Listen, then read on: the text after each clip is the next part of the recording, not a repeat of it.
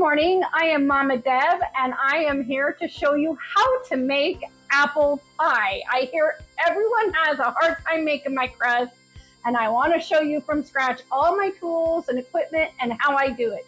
So follow me as I show you step by step. First of all, we start, of course, you want store-bought apples possibly. These are my apples off my tree, which have a lot to be desired, but they make delicious pie.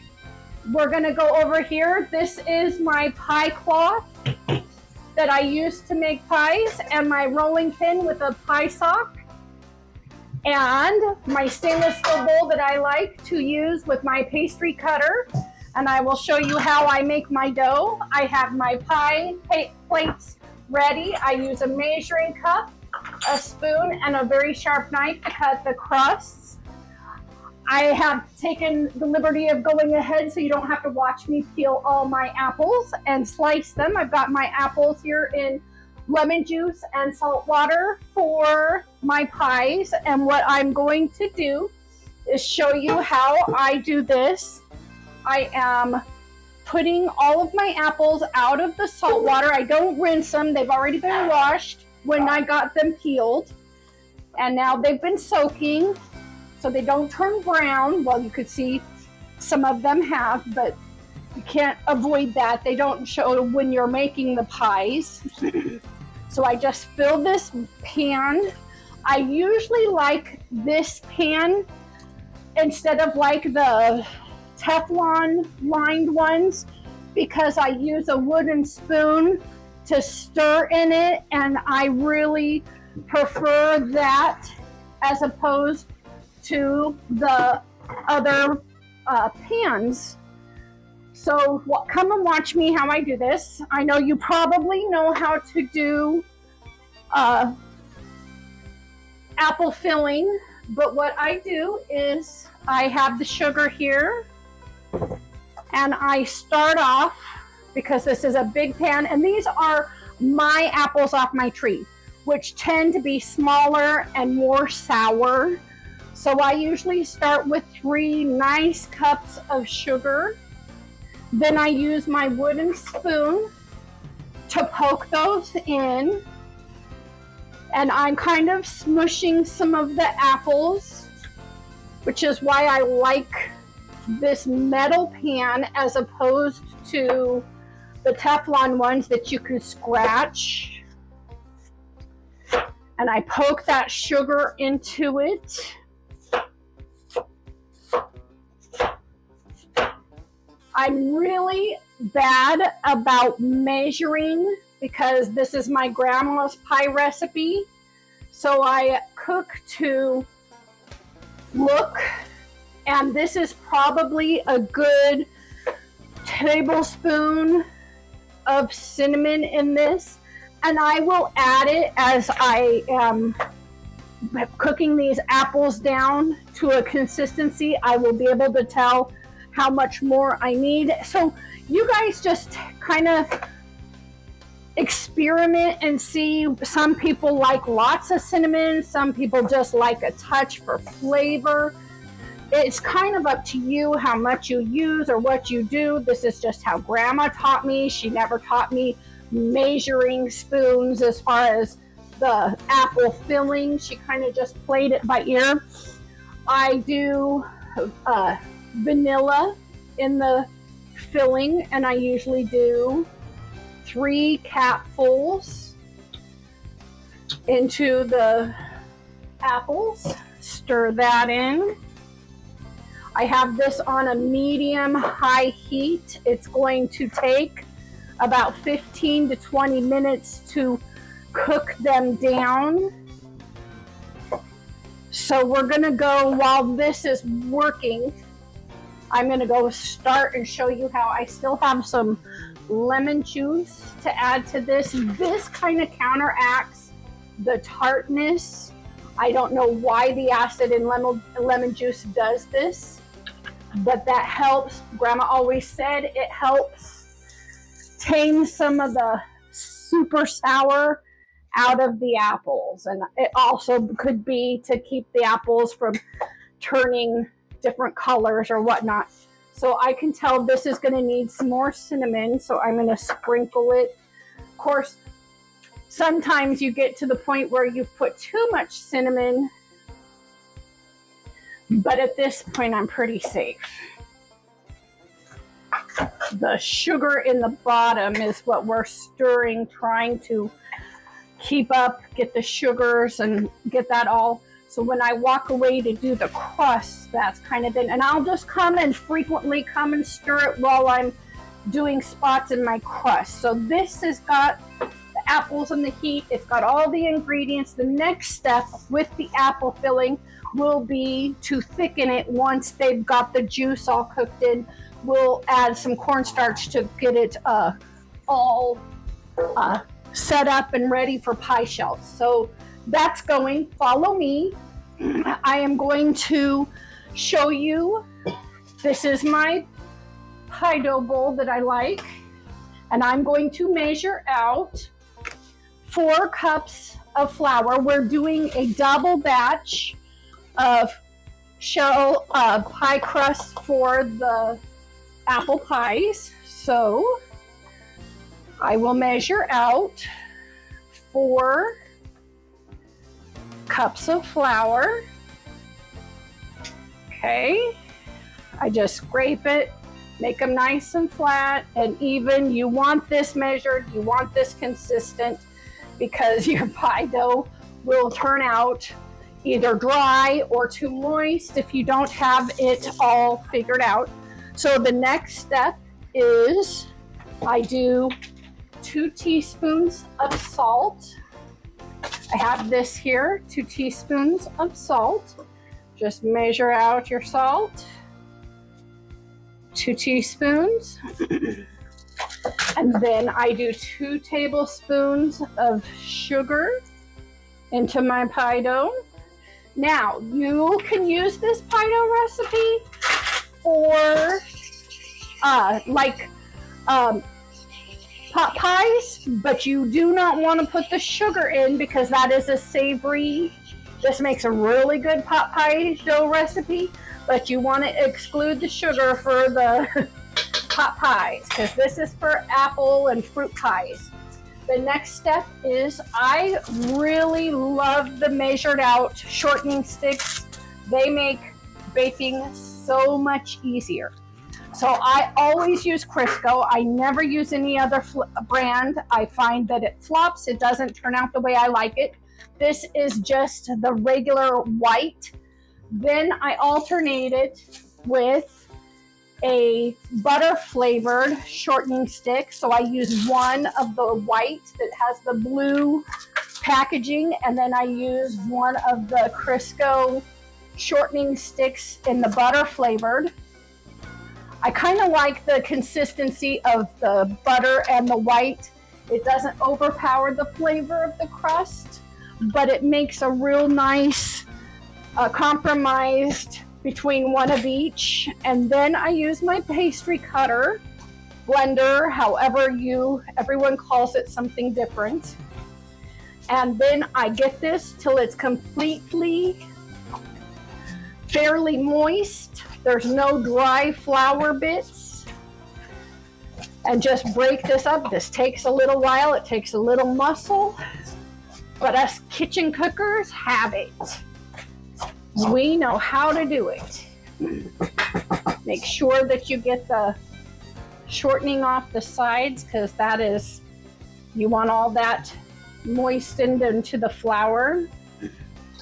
And yes, I washed my hands prior to cooking. Very important. Very important. This is sanitary.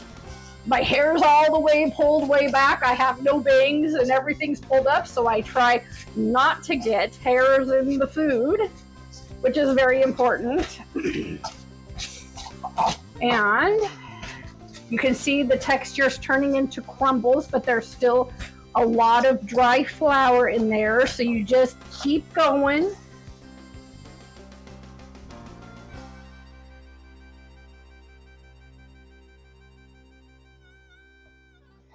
And I forgot to pull my 1/3 cup measuring cup out of the cupboard. So you're gonna need 2/3 cup water, ice water. And I usually do this over the sink because you do not want to overfill the water or the ice into the dough. And then pour it in so that you get the right amount. I don't like to pour it over the bowl. So then this point, when you add the ice water, you don't want to be using your pastry cutter very much because it will turn tough. You just want to get it to a dough point, and this is what it turns out to be. And this is what we have. You have pie dough, okay? Now I just kind of stir it with my hands to make sure that I've got all of the water and the flour and everything kind of mixed right so that you don't have some dry spots and some wet spots, because you will if you just start the way it is now. Okay, now our pie dough is ready to roll. I'm going to wash my hands and stir the apples right now. See, the apples are cooking while we've got that pie dough ready. We can't put the apples into the shells until these are obviously cooked and thickened. So this is why you start your apples, get everything peeled first. That way they're ready to go when you're ready to put the top shell on. So what I'm going to do is roll the bottom shells. This is going to make me about 2 pies, 3 pies. Take our dough over to our pie counter, and this is where I have and the secret to this, because once you put this in the washing machine, this balls up, and you only use it for pie dough. I don't use it for anything else. So I have a tendency to put this shake out the excess flour from it, fold it up with the sock, and put it into a gallon-sized Ziploc bag so that it goes in my freezer and stores nicely that way. That is kind of a family secret because it really keeps your pie cloth from falling apart and having to be laundered. And you just give it a good shake. I usually take it outside because if you shake it over a trash can, you've got flour dust all over your kitchen and it makes a really big mess. Okay, so I spread some flour, fresh flour, over my pie cloth, and I run my rolling pin with my pie sock on so that it spreads that flour evenly. And I make sure I grab a handful of dough that is about this much. The bottom doesn't have to be as big of a ball as the top will. I stick that in the flour there, make sure that my rolling pin has plenty, and I just kind of flatten it down like that.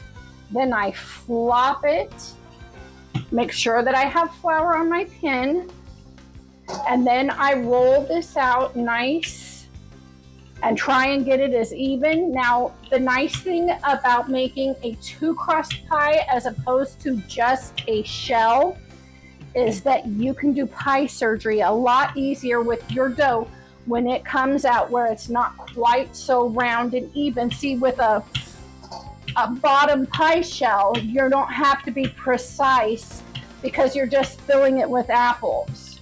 But if we were doing a shell, this is why I use my little knife.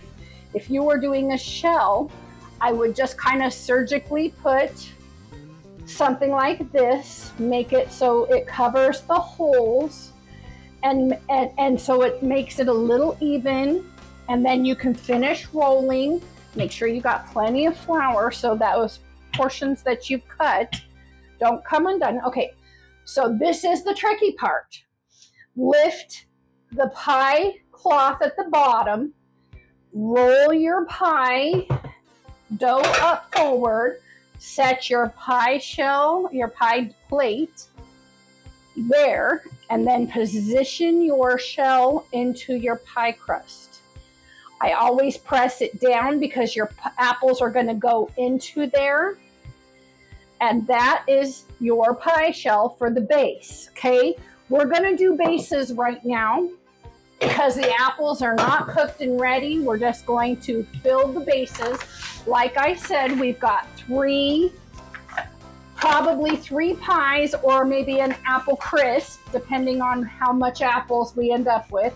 I'm going to do 3 pie shells on the bottom. So there's my setup, my start. Shake off my hands. Get another base. Kind of roll it into a ball. Set it in the flour. Make sure your pin has your flour. And then I flop it. Make sure that it's all floured and coated so it doesn't stick to your pie sock and your pin. And then I try and roll it out as nice and even as we can. Making all the little pieces come together.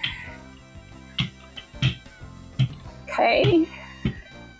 Now it looks thin and good. Now I don't know if you can see how thin that is, but that is the secret to a good pie, is a flaky crust. So here we go. And like I said, your bottom crusts can look and do a lot more. You can hide a lot of stuff with your bottom shell when you're just filling it with apples, because it's not going to show. Pie surgery is a little more obvious when you're doing just shells. And I will show you when I'm doing shells, because I will do a batch of shells for you so that you can see how I do my shells. But there's another one ready for the apples. Then we'll do this again. Making pie dough is an art. It is practice, practice, and more practice.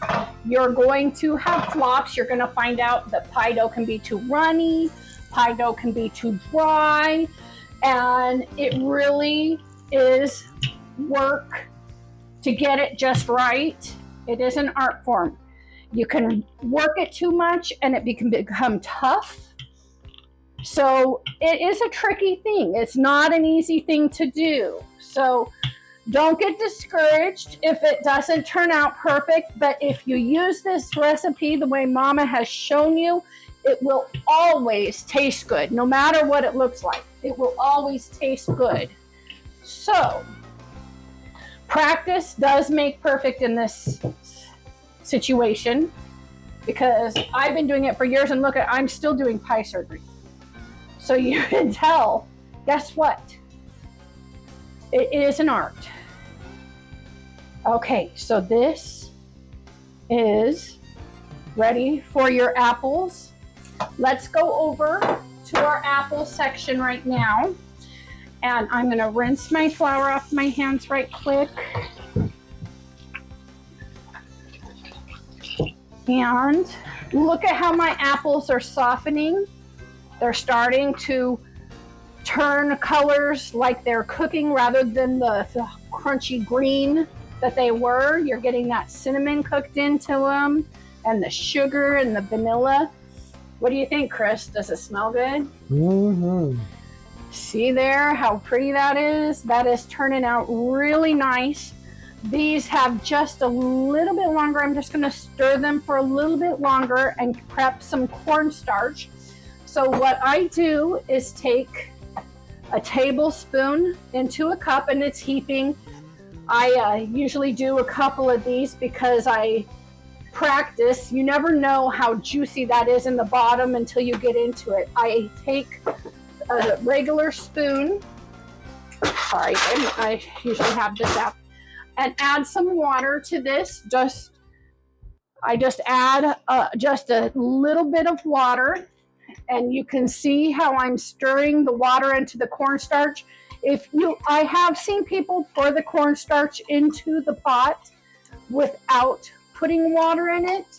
The problem with that is you can get clumps of cornstarch, and that doesn't taste very good or look very good in your apples when you've got a pie going on. So what I like to do is just add a little bit of water to that cornstarch just to stir it. I pull that off of the burner because you really don't want it. I mean, it's at a boiling temperature, but you don't want it rapid boiling while you're pouring this cornstarch in because it thickens too fast. So I pour the cornstarch in. Like I said, we may be adding more or seeing how that thickens. Okay. This goes back on the burner once I get that cornstarch stirred into that juice and let it cook, and you'll watch that thicken real nice. And that is, we don't want your apples so soft because you're going to bake your pie for about an hour and 15 minutes. These ones I'm not baking today just because I'm putting them in the freezer, prepping them for Thanksgiving, Christmas. I'm going to be making a whole bunch of pie with all my buckets of apples. So I'm not going to be baking it, but I'm going to show you how to top it, how to make it. And I put these in the freezer. They freeze beautifully. And you can bake them to order whenever you want them. And a frozen pie takes about an hour and a half. I just cook them till they're golden on top and the juice bubbles around the crust so that you can see that it's bubbling out. And that's how you know it's done, is when it's, because the apples are already basically blanched and cooked. You're just getting the crust so it's nice and flaky and golden brown when you bake your pie. And I usually do an egg bath, which is an egg with just a teaspoon of water, and you beat it, and then you brush it with a brush over the top of your frozen pie shell. Sprinkle some sugar over your pie that is complete, and then you put it in a preheated oven for 350 and set the timer for an hour, and then check it every 10 minutes for the next half hour or so, just looking to make sure it's all bubbly and juicy and all ready to go. Okay, now I want you to see how this is nice and thick and juicy. See how that has thickened so that you've got a nice filling, and it's golden cinnamony, not too much, not too little. And the apples are still kind of, I mean, they're not so soft that they're slimy. They still have a little bit of a texture to them, a little bit of a crunch. You don't want them super crunchy because people don't like crunchy apple pie, but they are going to bake for a while, so you don't want them so soggy that they turn applesauce into your pie. So we're going to go ahead and move this on over to our shells that we're ready. I like to get a mug and put them in this way so it doesn't damage the pie shell by dumping too much in too quickly. Plus it gets all of your juices in the bottom. You're not getting all the apples and no juice, or all the juice and no apples. This kind of evenly coats when you have a little bit more control with a mug.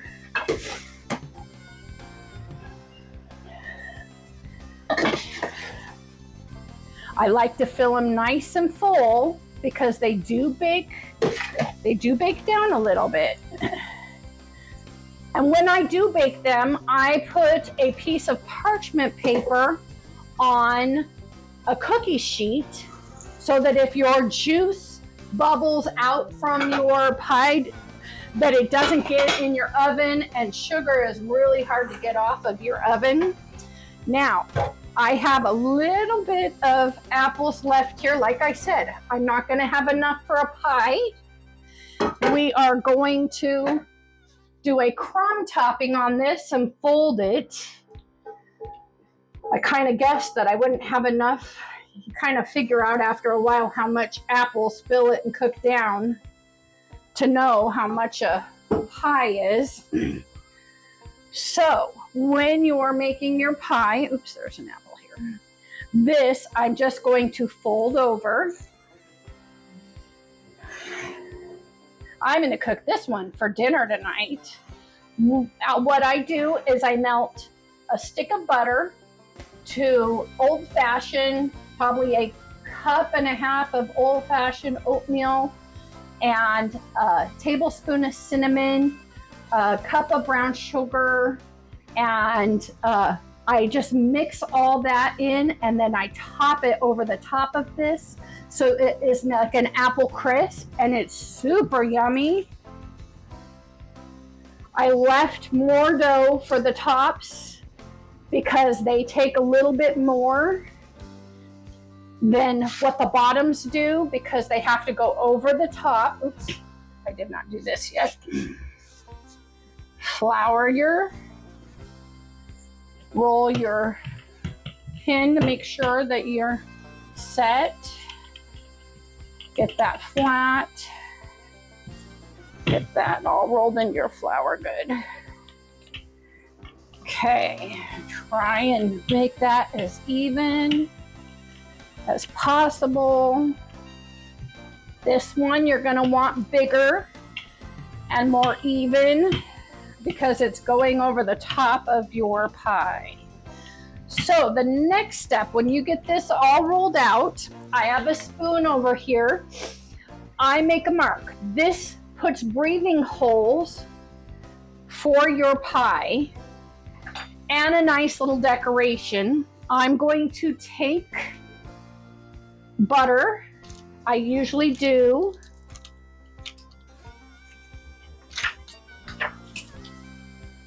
pat. Normally hard butter is better than the soft butter. I laid some out to do pies and it softened. It's hot in here with me cooking. So put a couple of tablespoons of butter in your pie. That goes for good flavor.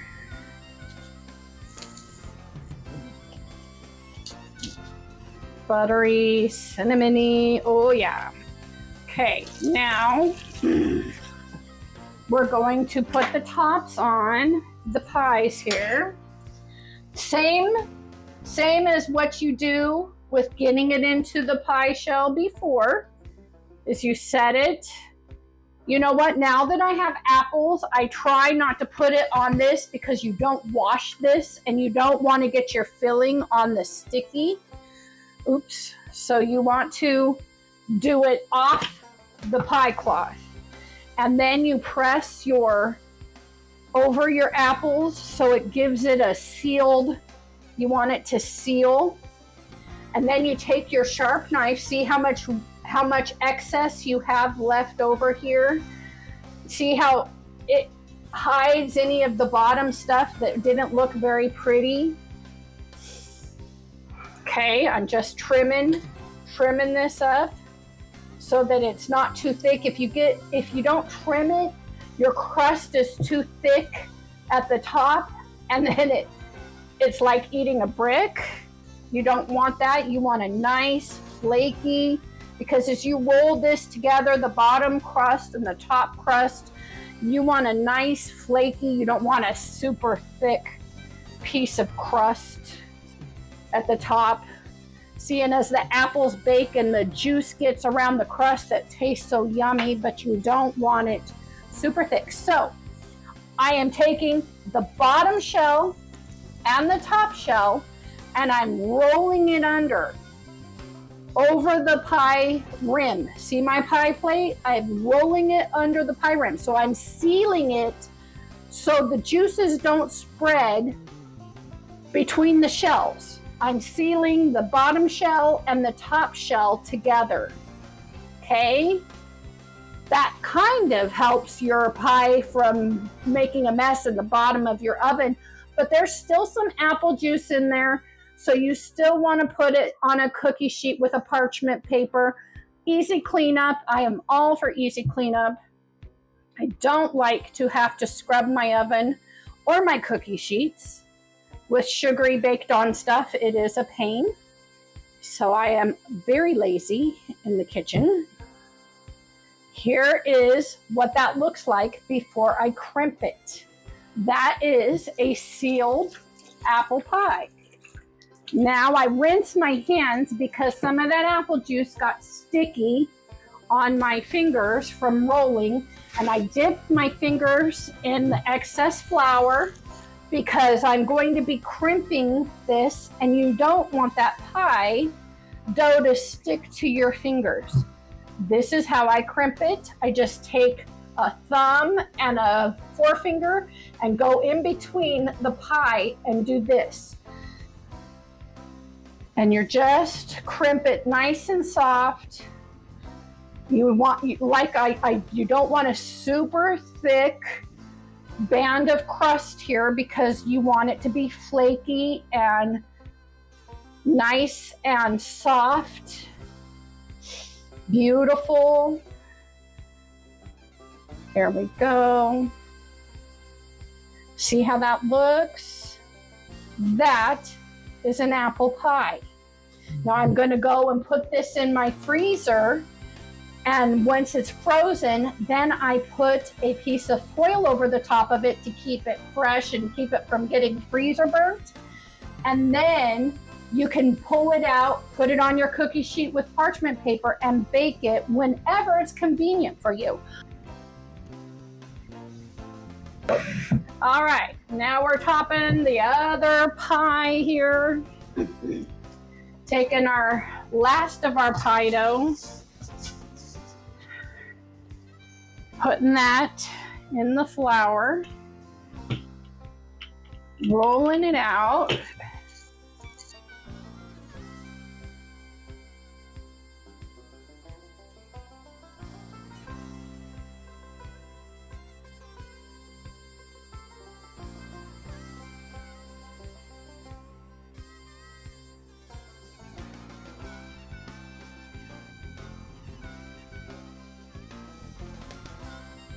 All right, we are back here now. I just finished mixing up another batch of dough, 4 cups of flour, 2 teaspoons of salt, or 2 tablespoons of sugar, 2 sticks of shortening, and 2/3 cup of ice water. Mixed it all good, and now I have my dough ready to roll out. I am going to show you, I've got my pie shell or pie plates here ready to go for my shells now. We are doing shells, and I am going to do my dough ball, dip it in flour, and I've just rolled my pie sock in flour. And here we go. We've got dough for pie shells. Now, when we do the pie shell dough, it is going to be a touch thicker. We're not going to roll it quite as thin because it has to stand up on its own, and it doesn't want to fold into the pie plate when it cooks. So if it's not thicker, it will buckle, and then you'll have funky looking pie shells. So here is, I did the flip, got it on the cloth, rolled it in. I'm going to set it into this pie pan, nice and set inside so there's no air in between the pockets.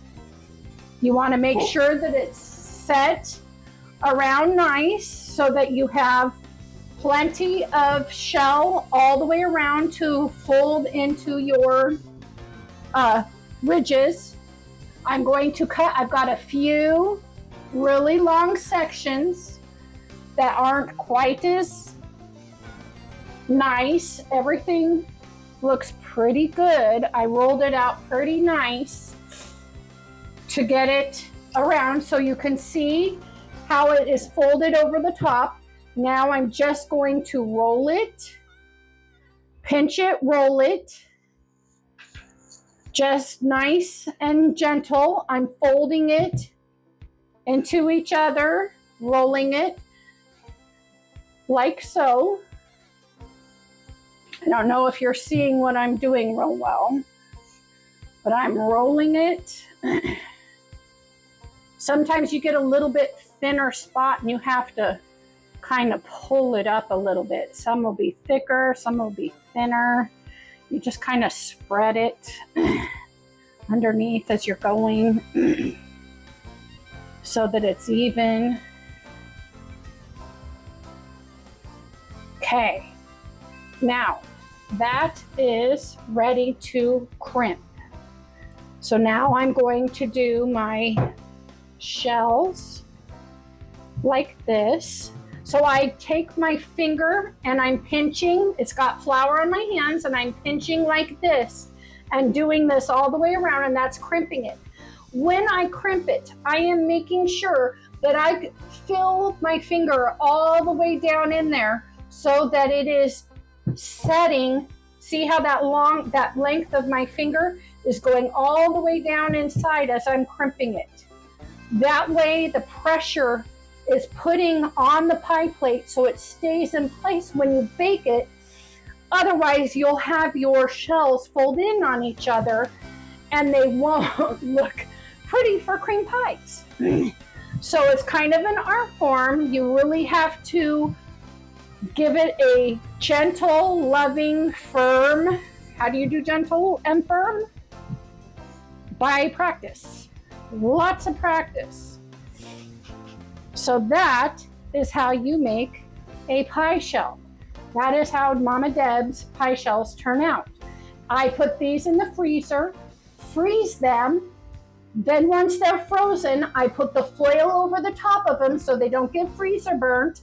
And then I can stack them inside of each other and set them on top of each other and stack them in my freezer once they're frozen for storage.